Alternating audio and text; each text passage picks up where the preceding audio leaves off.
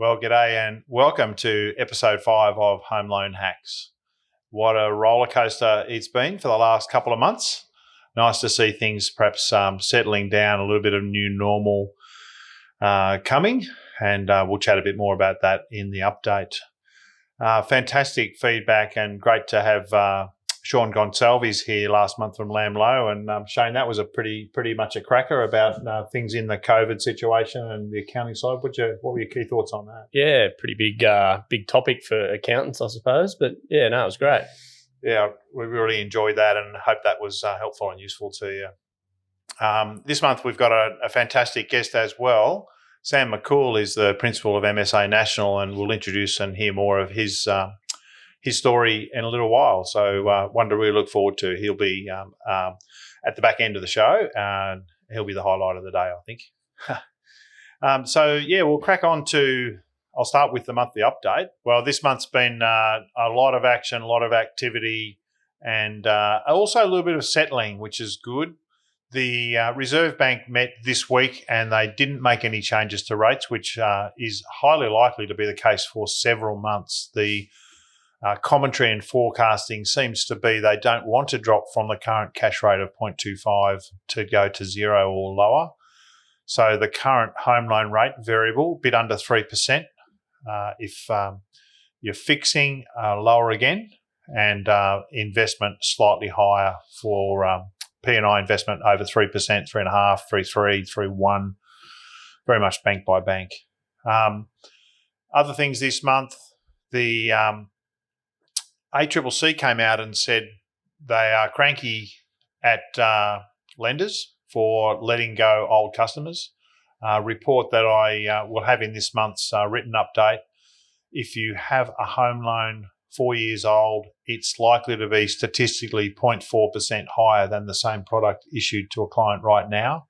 So that's pretty crazy. It's also been the basis of the campaign, Shane, that we've run this month for. We've been calling through repricing, contacting banks on behalf of clients, and we've got well through our client list. If you want to personally contact us before we get to your file, that'd be awesome. But we've currently had 31 rate reductions we've negotiated with the banks for an average of $181 per customer, which we're super proud of, and it's been a big job. Julie's been fantastic. Julie's been the queen of chasing banks, getting in the back door of talking to lenders, pricing calculators. So cracker job to her, and big thank you. She doesn't get as much yip-yar as she might sometimes. Yeah, for some reason, the lenders make it a little difficult to reduce your rate. Yeah, it's hard to find out what the rate is at other banks. It's hard to find best deal. It's hard to find what your rate is on your statements even. It's a bit of a process to do that, and we're really proud of fighting through that. Average of $181 interest per month per customer we've done. Super stoked with that. What else this month, Shane? We've had a little bit of changing in lender policies. Do you want to comment a little on that? Yeah, so lenders a little bit more reluctant to use things like overtime and bonus income, which you can understand in the current situation. One thing I'll comment on that is they have said that the things they're changing, so around overtime, bonuses, commissions, all temporary. They've all sort of come out and said these are our changes for the next little while. These are, however, temporary. So, hopefully those sort of changes don't stick around too long. A little bit of changes to cash out too. They don't sort of want people taking out large sums of money. A little bit of restrictions around that. So they're the main sort of things. And a bit around casual and also self-employed clients, just looking for a little bit more updated, whether it be BAS or business banking statements. So they might have done their 2019 financials, and banks in the past have sort of rested on those for quite a long period of time. Now they're more asking for, well, we want to see just something updated in the last little while to make sure you haven't been affected. BAS. Yeah. And the other one that we've noticed is some segmentation of some industries banks not keen to lend in. So it's a little bit, very lender by lender and a little bit choppy, but broadly, people with stability, with comfort, with roles that they feel they have stability, with deposit, the normal lending rules still apply. So there's been a growing confidence that we've seen in the last particularly week or two, where we've started to see a fair amount of inquiry, first home buyers are always the engine room, especially in our area of confidence. It's a pretty known market and pretty stable market. You buy bricks and mortar, you buy a home. If it goes up a bit, goes down a bit long term, that's probably a more confident segment. The other segment we've seen a fair bit of is upsizers. So we've seen 2, 3, 4 people who are working with agents to sell their home, looking to buy up. Again, if there was a bit of a price drop, that's hopefully going to get a great opportunity. On the property side, the agents are telling us, and the data I'm seeing is that the prices still seem pretty solid, and there's still some good sales and good number of sales, and agents are finding it harder to get stock rather than harder to sell houses. There certainly seems to be, well, there is a reduction in the number of sales, but there's also a reduction in the number of buyers, and there's also initiatives to stabilise the market, like the JobKeeper, like the home loan pause capacity, like the rental capacity, the freeze on kicking out tenants, basically. So, yeah, interesting to see where this will go, like with high unemployment or beyond the 6 months of the government support, et cetera, et cetera. But right now, we're seeing a good bit more confidence in our office this last week. Anything else in this month that you think's big to update people on, Shane? No, I think that's good. That's good. Yep. I think that's been a cracker monthly update, if I do say so myself. All right, thanks, guys. Have a great month. And with that pause, we'll now move on to client stories. We're obviously cutting content that we can also give little grabs to people. So, Shane, I'll get you to lead on some client stories from the month. Yeah, thanks, Martin. So, we've had quite a few refinances this last month or so. 2 in particular that we've done have taken advantage at a big bank of quite a large cashback, $4,000. While refinancing to some fixed rates. Fixed rates at the moment, as we touched on, are quite competitive. And I guess it raised the topic of rate lock as well, which is something that we wanted to talk quickly about today, in terms of a lot of people may or may not realise that the fixed rate that they actually get is set at the settlement date, not necessarily when you lodge the application or when it's approved. So you can do what is called a lock rate. And you pay a fee basically to say, during the application process, to say, okay, the rate's 2.29, I want it to stay at that. I'll pay a fee to lock that until settlement, which is generally valid for about 90 days. So having a few of those discussions, I guess. What else? We've had 2 first home buyers purchase. So first home buyers still seem to be pretty active, pretty keen to get into the market. So that was nice. And probably, the proportion of refinances to purchases has obviously gone up. There's reports of that in the greater brokering space, but we've seen the same thing, I guess. So more so refinances looking for better rates, potentially a bit of cash out. So we've done 2 applications which have involved sort of some cash out for some projects around the house. Some minor renovations and stuff like that.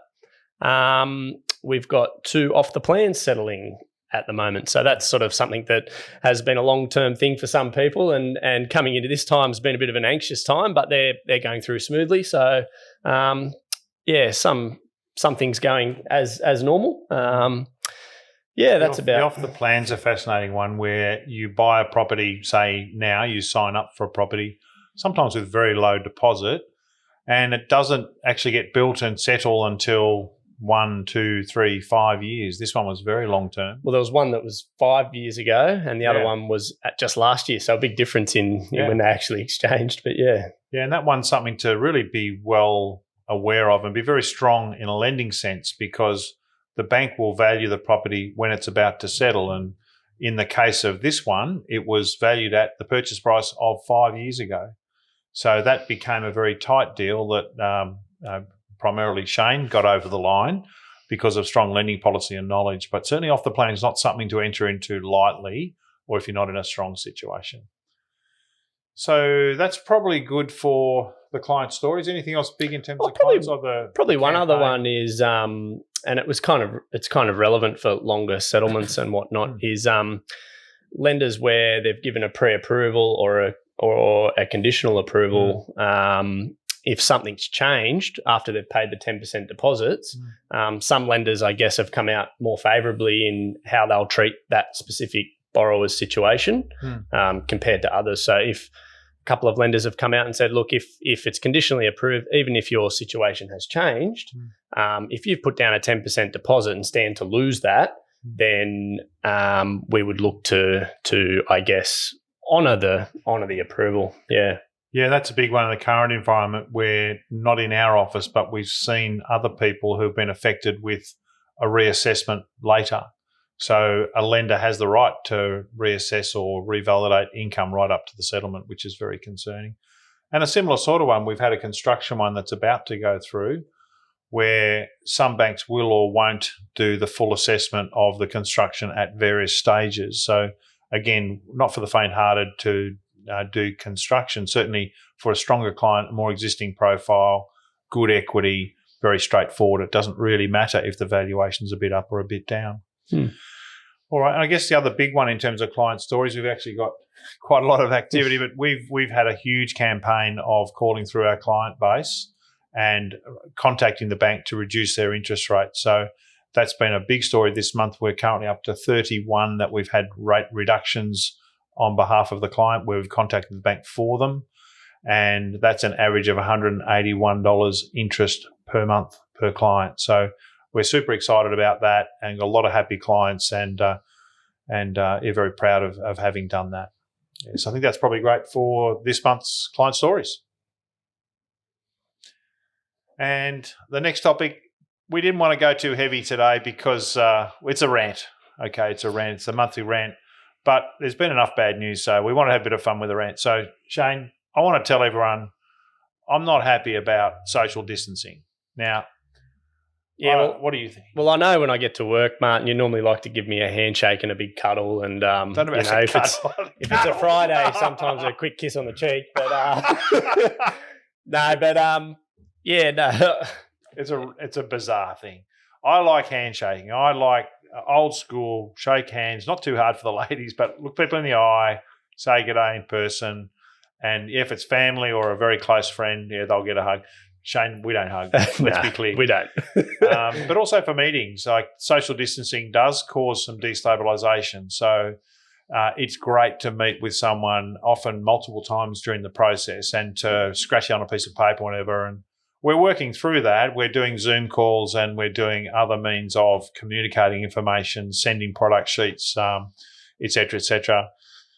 But yeah, the whole social distancing, geez, Australia's going well. It's fantastic to see the health numbers improving drastically and looking forward to some easing. And saw my daughter inside a metre for first time in 6 weeks just the other day, which was nice. And but social distancing, yes, it's necessary, but I'm not happy about it and I don't want to pretend to be happy about it. So that's the rant such as it is for this month. Okay. Well, the next thing I want to do, it's my great pleasure to hand over to the interview with Sam McCool. So this was cut just a few days ago, and Sam's a very busy guy. Very excited to hand over to the segment with Sam McCool. Well, what an exciting opportunity to say thank you and hello to Sam McCool. Welcome, Sam. Oh, it's a pleasure to be here, Martin. Yeah, wonderful. And just a brief context and intro for our listeners.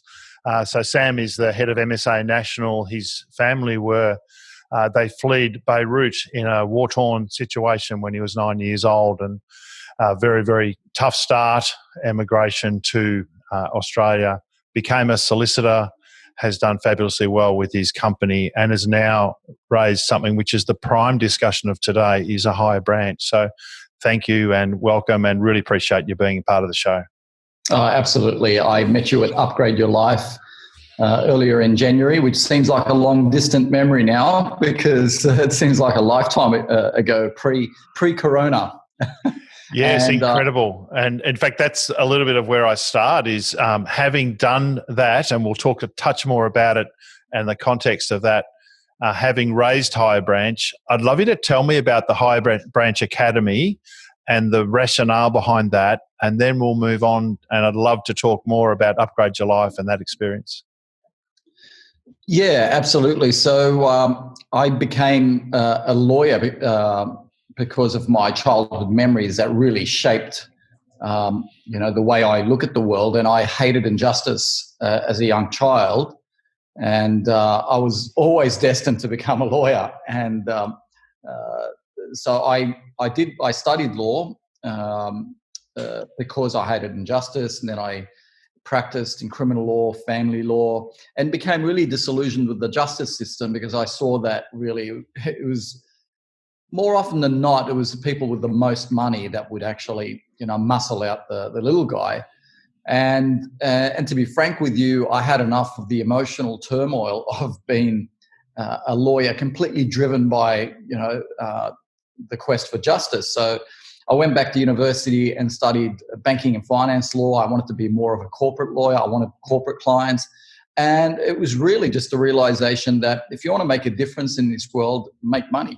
And it sounds, so it was a selfish pursuit. Then I took a left turn and thought, go back, get your master's degree, and launch as a banking and finance lawyer. And I was fortunate that John Simon was one of the first to give me a go, because this was back in 1995. So I really wanted to focus on banking and finance law.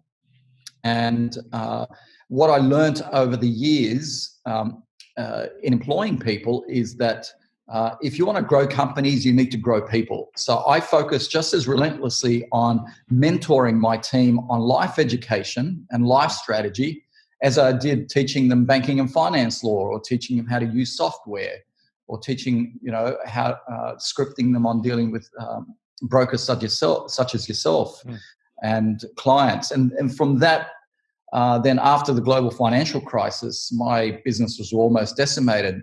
We went from over 100 odd staff down to 18 staff. And I took 6 months off work and started writing my book, A Higher Branch. And it was from that I started really heavily focusing on wellness in the workplace and teaching people how to optimize their performance, their energy level. And from that, our business started to grow. And I'll talk more a little bit about that later. But that's that phase is fascinating, because that grew through what's now MSA and the culture of the people and your leadership. I'm fascinated by things like you, at the time of normal engagement, up to a couple of months ago, last month, you had like a 3-day week masseuse available for your staff, and you had, do you have a table tennis table there, or you have novel staff things to engage and support and be people first? Maybe you might touch on that before we move on to the high branch transformation. Yeah, I'm not that idealistic when it comes to wellness in the workplace. We've been doing those things since 1998.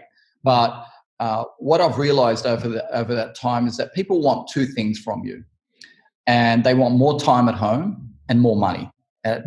Let's be realistic. That's ultimately what people want from their job.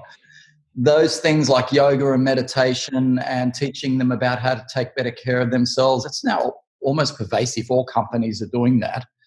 And it's almost like people turn up to an interview asking, do you have free membership and all those things? So it's a given now. It's expected. But the smart companies, if you focus on giving people those two things, more time at home and more money, then that is the best wellness program you can have. Because, and that goes even to people who are listening who are sole traders, right? Treat yourself like an employee.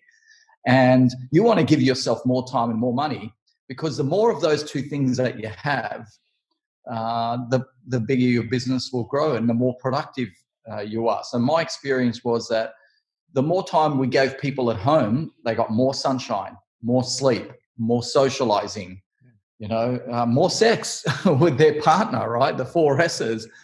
And you're getting a lot of people's attention there now, Sam. Well, absolutely. Well, because the opposite of that is what? Work back late, go home late, have pick up takeaway, eat late, don't connect, flop in front of the TV, and then wake up, have a coffee to wake you up, and then hit the reset button. Over time, that sort of lifestyle is not sustainable. You will see some results early on, but those results will dip. And as I said, it's not sustainable. So my role as an entrepreneur, as someone who employs people, is to make sure that people go home on time, 5 o'clock. So the best thing we did was give our people more time. And the way, and it's also compulsory to have lunch out in sunshine at lunchtime, because there is a myriad of chemical and electrical things that happen in the body that boost our immune system, that boost our gut health. A lot of people think that gut health is about probiotics, prebiotics. It's not. It's about our being in tune with the circadian rhythm. And the number one thing that modulates our circadian rhythm is sunshine. So we do those two things. And the way we did that is by focusing heavily on automation, digital transformation, anything that could be done by a bot, anything that can be automated. So to free people up, to make them more productive so they could focus on the high touch, high value interactions with your customers, brokers. That's where the real value is. So it's you have to be a brave company to do that, because it took us 3 years of investing in automation for us to start seeing the returns. And the first big return was people's productivity went up, their time at home went up, their energy levels, their personal life started improving. That then allowed them to be much more productive. And that's incredible, Sam. And during that phase, so you'd written the Higher Branch book in the back end of the GFC, you're developing and using the staff systems, and then you started to grow the Higher Branch community and staff that and raise that as a company itself. So to share that further, I wonder if you can, and I love the analogy. Someone told me you're not big about self-grandiose comments. Someone told me 5 o'clock, go home. You need manager permission to be here. We're not happy you're here. I love that culture. That's incredible. But if I can move on to the Higher Branch, please, and ask you to articulate the phase of that growing as a company and as an endeavour, and the switch into that in the last sort of 10 years. Absolutely. So what I've noticed over the last 3 decades in my industry, my tribe are lawyers, bankers, mortgage brokers, real estate agents, anyone to do with real estate transactions. Now, your friends come from your learning years and your working years. A lot of my friends from the working years, and I noticed that they started experiencing some dysfunction, diabetes, heart disease, and their performance started to drop. A lot of them are suffering from depression, anxiety, because of the hectic lifestyle that we live, because of the constant neglect of our diet, of sleep, of exercise, of relationships, the lack of the social life. We've lost the ability to have fun. And when I started seeing that, my wife said to me, she said, you should be sharing your framework with a lot of your colleagues.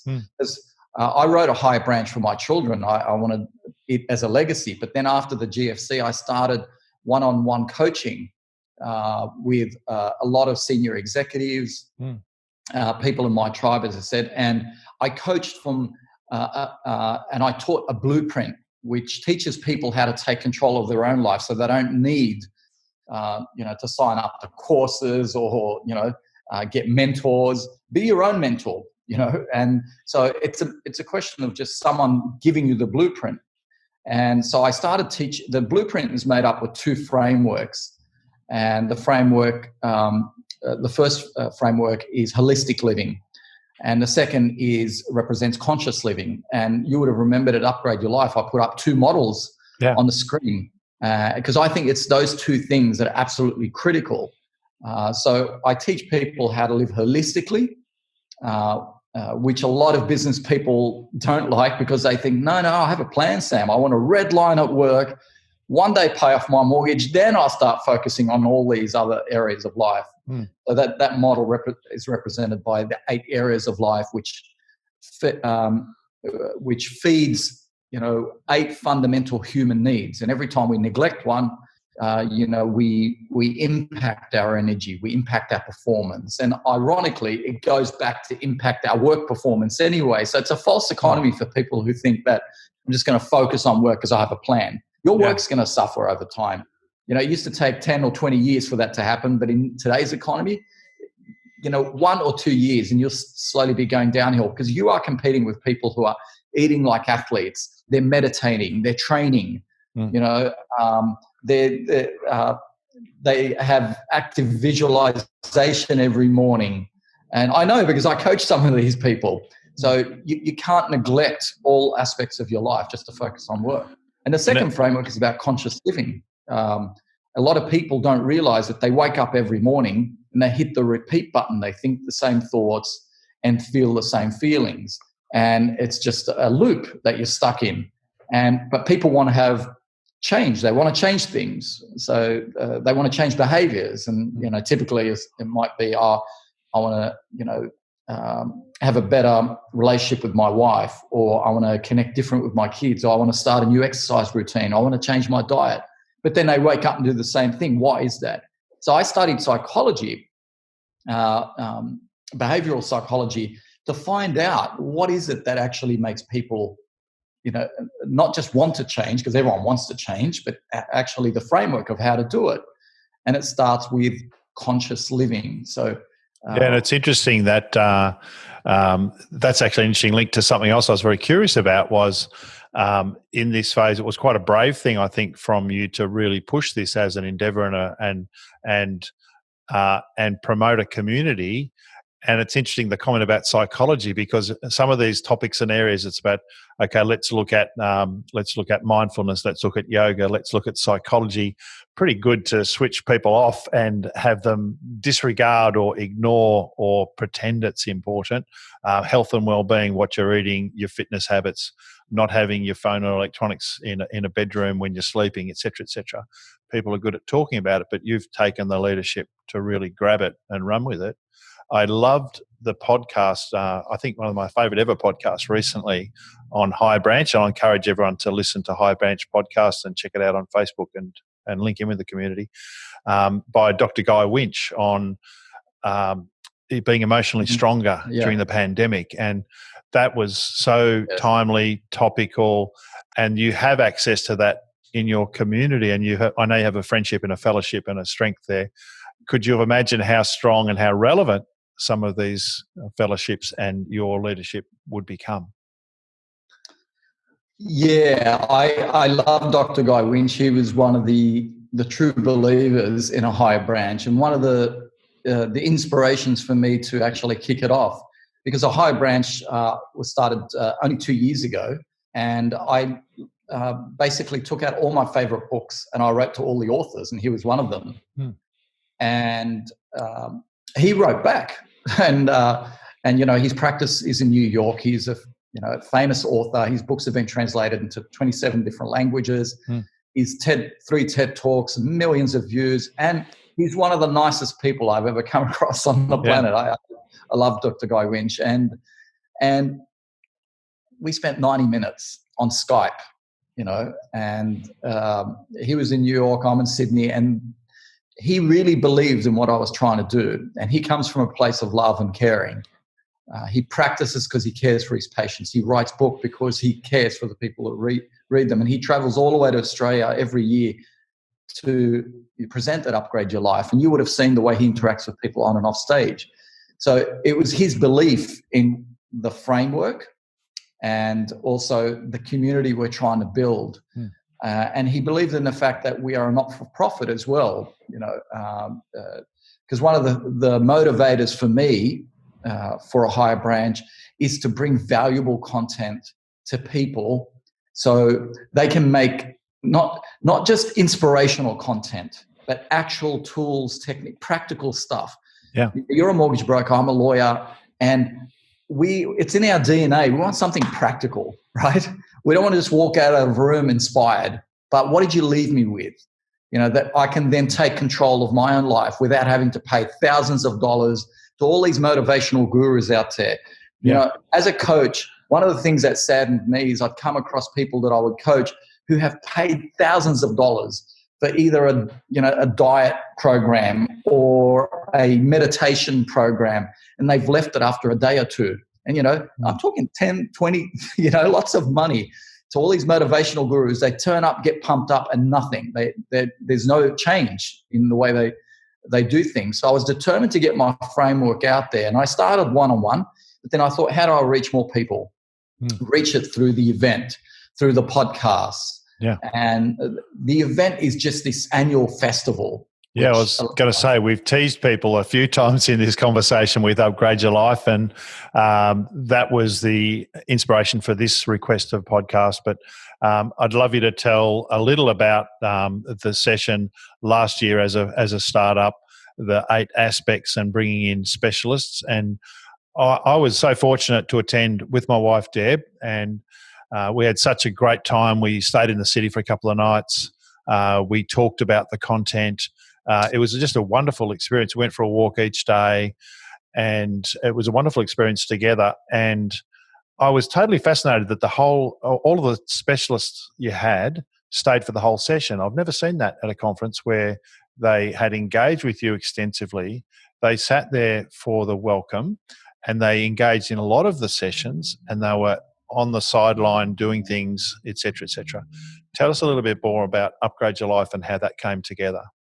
Yeah, so I only have speakers that are true believers and want to stay with the community, want to socialize with the community, and want to help the community even after the event. So a lot of people will reach out to Dr. Guy Winch, Dr. Jen Mann, Alessandra Edwards, and have one-on-one sessions with them by Skype. Technology is beautiful. We're so fortunate. You can get someone's, advice from, the other side of the planet. And so the framework that I have, as I said, is holistic living. And my principle, my philosophy is that our life force gets fed by these 8 fundamental human needs. The first one is energy: physical, mental, emotional, and spiritual energy. Second is the human element of intimacy, and that is represented by love. So we had Dr. Guy Winch, Dr. Jen Mann talking about, love. The third is family and parenting. We had Dr. Jen Mann talking about family and parenting. The next one was work and fulfillment, and then there was friendship and a sense of belonging. So under each one of these 8 areas, there's a fundamental human need. I've mentioned some of them: intimacy, family is for support, work is for fulfillment, friendship is for belonging, learning is for growth, wealth is for freedom. We need wealth for freedom, and charity is for contribution. So each one of these elements, if you are neglecting one of these elements, you're dimming your life force by that much. And look, as a mortgage broker, as anyone who comes into contact with customers, they listen. They feel your energy first and listen to what you have to say second, right? Yeah. So is what energy are you bringing into the room with all your interactions, not just your customers, your partner, your friends, your colleagues, your children? Talk is cheap. You want to attract people to your energy, and you want to be a light of inspiration, then you've got to start with yourself first. In fact, one of the things that I tell whenever I'm asked by mortgage brokers, and I do a lot of keynotes, in the industry, as you may know, and they'll say, what is, the number one tip you can give people when it comes to building their business. And, they think I'm going to talk about training processes, all that stuff, right? You get trained by all the aggregators, right? Loan Market have amazing training. And I know Sam White's really committed to improving your skills set. But my question to you is this: what energy are you bringing into the room? So if you want to be good at your job, start with yourself. Now, that sounds like a cliche. Look within, start with self, be the best that you can be. But there's a reason for that. It's because when your life force is shining brightly, or where your energy is optimized, you then start not focusing on yourself. you stop coming from a place of ego. You stop coming from a place of fear and insecurity. So when a lot of mortgage brokers make the mistake when they're sitting in front of their customers, they're coming from that place of fear and insecurity and from the ego. So they stop listening and they talk too much. So why do they talk too much? Because of that insecurity drives the need for them to show how much they know about their products. And they think that the customer is going to choose them over anyone else because of how much they know. And it's absolutely not. It's how you make them feel. And how you make them feel is an invisible force that you can't fake. Doesn't matter what you say. It's something, it's in positive psychology, it's called energy transference. And they feel that. So when you are in a good place yourself, when you exercise, when you eat well, and very importantly, sleep enough, when you have positive thoughts instead of negative thoughts, that puts you in a state of fearlessness. Drinking water?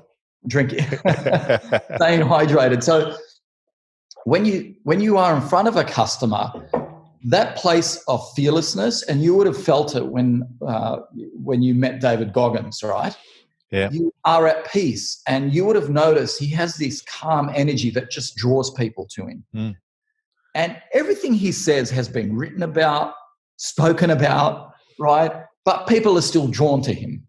It's fascinating. I actually want to pick up on David shortly. And what you're saying, I wish I had heard that 20 years ago, thanks, Sam, I spent the first couple of years as a mortgage broker trying to convince people exactly what you're saying of how good my company was and how professional we were and how we were this, that, and the other, instead of just asking, how can I help you? Or providing information and giving simple choices and listening. Because behind every transaction, there's a story. Yeah. It's a newly married couple that are excited but anxious. It's the couple that have just had kids, need to move out of an apartment into a home, or a couple that's got consolidating their debts. Mm. And you only get to know those stories. They might be having cash flow, hardship. You only hear those stories when you listen. And when you listen to people, you make them feel valued. And you can walk out and having built connection and rapport in much less time than you would have otherwise by trying too hard. And you walk out and they'll say, there's something about Martin. I really like him. And it's not just in the workplace too. It's funny. The biggest takeout that I took home from Upgrade Your Life was actually one of Jen Mann's. While her topic and presentation was great, and it didn't quite hit me as hard as a couple of others, but the biggest takeout I had, I went home to my kids and I said, this comes to your living consciously comment of awareness in your environment. I went to both of my kids and with my wife together, and we said, how are we going as a parent?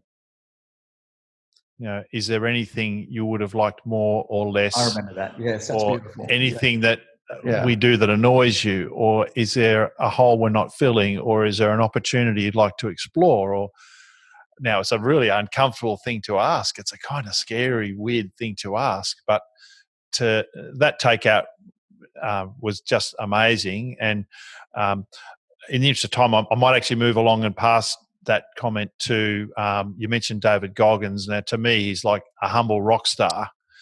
And you described him at the conference as the most influential person on the planet. I'd love to hear your thoughts on that comment, and maybe for those that don't know him, just a very brief David Goggins background. Well, David Goggins is a retired Navy SEAL, but he became well known for his book. He produced a book called Can't Hurt Me. I listened to the audio and it really struck me. And then I went and watched some YouTube videos where he'd been interviewed. And, as a lawyer, we are trained to spot BS a mile away, right? Inconsistencies, people saying one thing but doing something else.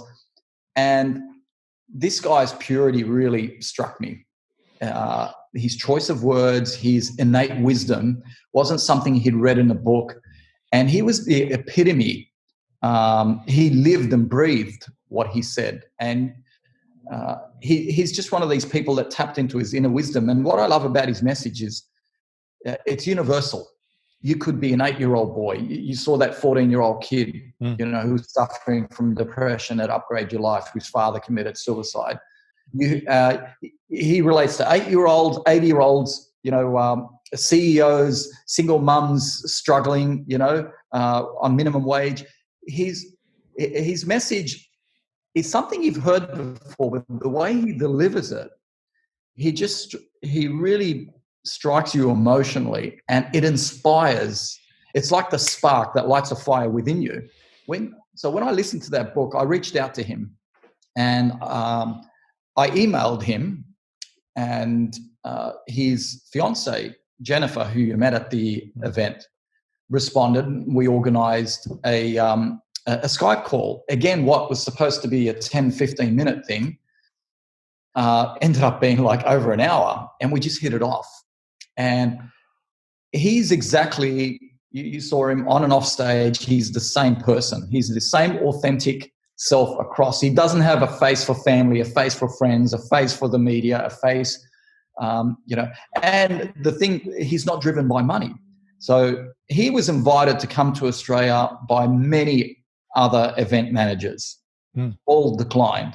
So I asked Jennifer, I said, why did he choose to come, and be with our community? And she said, look, he really liked what you said on the Skype call, and he believes in your mission. And you would have noticed this is a guy who's knocked back millions of dollars from, sports brands, try and get him to wear their T-shirts or his shoes. He's knocked back. He's not driven by money. He's just driven by the pursuit to help others. And, his message is, I'm not your hero, be your own hero. I'm just telling you my life story and how I overcome all these demons, all these setbacks. He was abused as a child. He suffered from depression, and he went on to become one of the toughest men ever to have lived on the planet, right? To this day, he's run 50 ultra marathons. He went through Hell Week 3 times. The only person in history to go through, Army, Air Force, Navy, and passed everything. And he is a pillar of strength physically. But more importantly, I brought him to Upgrade Your Life because I wanted him to share with our community what it's like and how to achieve fearlessness, mental toughness, emotional resilience. And they're the qualities that we need going forward.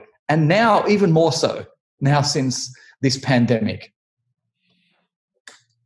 I've just had a go at sharing a screen. I'm not sure if that's working at your end. Can you see a Goggins photo there? I can indeed, yes. Oh, I hope it comes through the video, but that was a real highlight for me of the last several years. And the crowd that wanted to see him and talk to him, and his hardship and his humility, quite incredible. Absolutely. And he attended all our social events. He mingled with the crowd. And that's why all of our speakers, they love the fact that we want them to be part of our community. We don't want them to come and talk from the stage, collect their fee and go. And a lot of them actually, because we're a not-for-profit, reduced their fee to be there because we wanted to try and make the ticket price as small as possible for people, as affordable as possible. And look, a lot of the content that we have at Upgrade Your Life, you can get that content, right? We're always publishing content. But there is a magic that happens when people come together. And you would have felt it, Martin, right? And having the speakers there, just mingling with everyone and connecting with everyone on and off stage, and then after the event, this is how you build a community. And the common thread for everyone who joins our community is this: they want to live consciously. They are committed to life education. Not just, work, finances, and entertainment. This is the common thread that I find. These are our type of people that join our community are the ones that go home and read a book. They're the ones that watch, talk on, on relationship. So I'm not knowing people who sit and watch Netflix right? I have my favorite shows, but predominantly people that attended Up Your Life and who have joined our community are committed to life education just as relentlessly as they are to entertainment, if not more so. And that's the common thread. And I really thank Dave Goggins for coming in and making a difference at this event, because he touched a lot of people's lives. I'm in contact with a lot of people that have had incredible transformations, either lost weight, reconnected with their partner, built a stronger bond with their kids. I have one person whose business has absolutely taken off because of the inspiration that David shared. The principles that he shared, as I said, apply to life and business. And I really recommend a lot of the mortgage brokers that are listening to your podcast and others to listen to his book. And also stay tuned to the podcasts on A Higher Branch, both on podcast. So David will be featuring in future Cool. podcasts, articles, and interviews. Sorry for the last few minutes if the recording and I had too much Goggins, etc. So I'm not a techo guy, but I'm stumbling through here. That was so fascinating, and it was Goggins' book. I actually started listening to Audible about 6-9 months ago, and because I wasn't reading as many books as I wanted to, so I started listening to books, and Goggins came out as a bestseller, and I saw that, and then I saw the Higher Branch and the conference, and couldn't have been happier with having attended. And thank you so much for that. Sam, I'm conscious that I could chat all day and you could chat all day. We've had a really terrific session. I'd highly encourage people to check into Higher Branch content. There's so many incredible podcasts and content there. I would love to ask you a couple of key questions I always ask our guests. One is, what would your expectation be of an exceptional mortgage broker?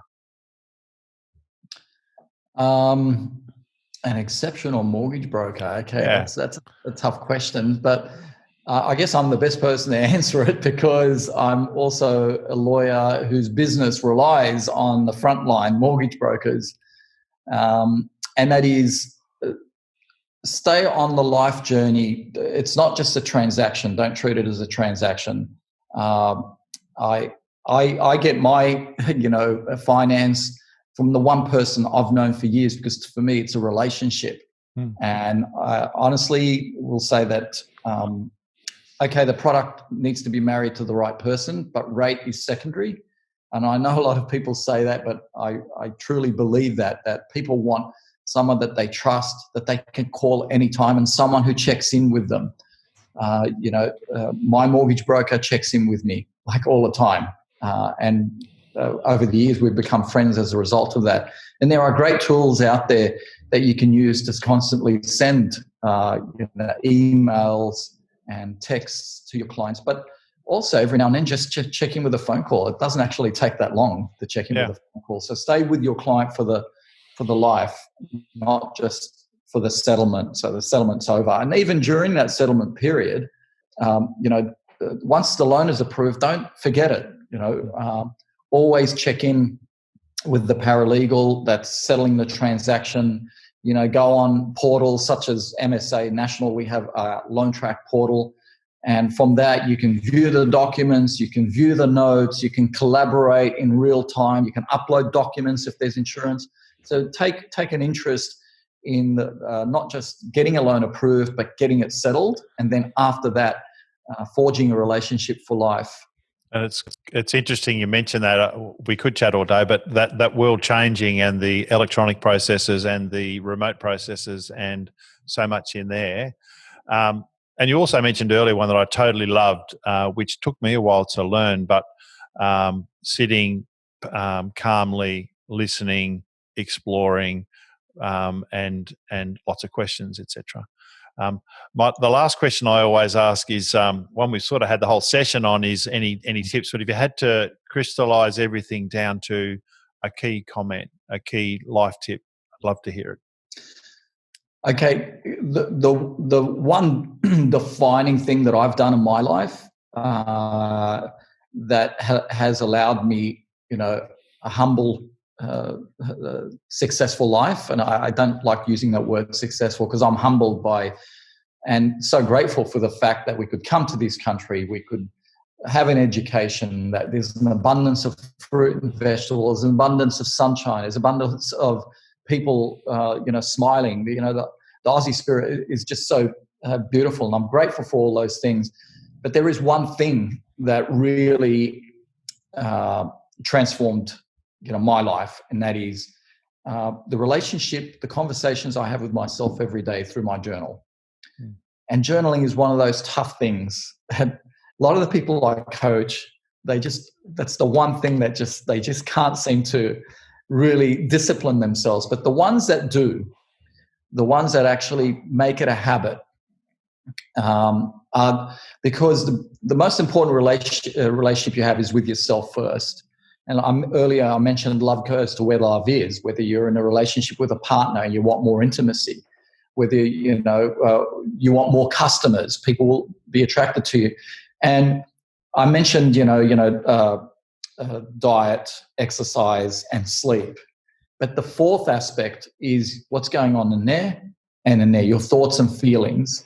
Mm. You can have the most amazing diet, fuel yourself with amazing nutrition. You can have an awesome exercise routine, and you can sleep. All those things will build your energy. But if you are leaking energy, like an electric current leaks, right, because of negative thoughts, negative emotions, as quickly as you can fill up that energy tank, you will lose it out the back door with negative thoughts and feelings. And the only way you can short circuit those things is by journaling. And I have a particular journaling technique that's I talk about in chapter 12 of my book, A Higher Branch. We also sell the journal, the Higher Branch Journal, because it's a very unique model for journaling. It's not complicated, but it is unique. It's quite simple, in fact. And look, I'm not plugging the books because I make money out of them. I'm a successful lawyer and I don't need the money for that. Completely produced it out of love because I wanted to share the book and the journal with everyone. But I journal first thing in the morning and I journal last thing at night. And those two conversations that I have with myself are the bookends that make sure that everything that happens in between, I'm in conscious control of my thoughts and feelings. And that's actually a fantastic place to put it together, where living consciously with awareness, being honest to yourself, journaling that. And by the way, I was subscribed for the journaling workshop and looking forward to when that one does get going. Yes. I did do a journal actually when I was younger, when I was at Duntroon, and that's something I didn't continue beyond about 3 years. But certainly interested in that. But we could chat all day. David Goggins journals avidly. Yeah, isn't that interesting? And but for that to be your one crystallization of living consciously in all areas and being authentic, I think that's just a fabulous place for us to say thank you and wind up today. And sincerely thank you for this this experience that I've been on with your endeavours. And for people to know, Sam keeps this at a certain scope and level to make it an intimate group. It's only 300 odd, give or take, in the group. You could, I'm sure, sell a lot more tickets. You could, I'm sure, make it bigger and broader. But that made it such a special activity. And so sincere thank you for that. But also today, it's been a blast, and I'm sure everyone's going to love this session. So thanks a lot. No, it's a pleasure, Martin. And to everyone listening, have a great day. Wonderful. Greatly appreciate it. Well, thanks so much again, Sam. How good was that? What a great session. Very inspiring to me and the community of Sam has built through Higher Branch. And Shane, it's been a great joy to me in the last 6 months to be involved with some of their speakers and activities, and I'm looking forward to getting more and more into that as they come back due to current restrictions. They haven't been able to run sessions, but they do have ongoing sessions as well that I enjoy, and I'm looking forward to a what's it called? Journaling session which they've got coming up, so that'll be awesome. So yeah, great story from Sam. Thanks again, Sam. Looking forward to next month. We've actually got another Sam on next month. We're having a run on Sam's, so next month, very pleased and privileged and proud to say Sam White will be our special guest. He's the chairman of Loan Market. He's from the Ray White family. He's the great-grandson of Ray White, but he's now very much his own man. He's become a great leader in this current crisis, particularly the Royal Commission, but now in the COVID situation. I'd just come off a webinar with him. He talked about he had 17 sessions with small group brokers where he ran half an hour with brokers each week the last 4 to 6 weeks, as well as his weekly to the whole company. So Sam's a cracker bloke, impressive leader, great story. That's going to be next month. So thanks a lot, Shane. And that's it. Signing out, episode 5.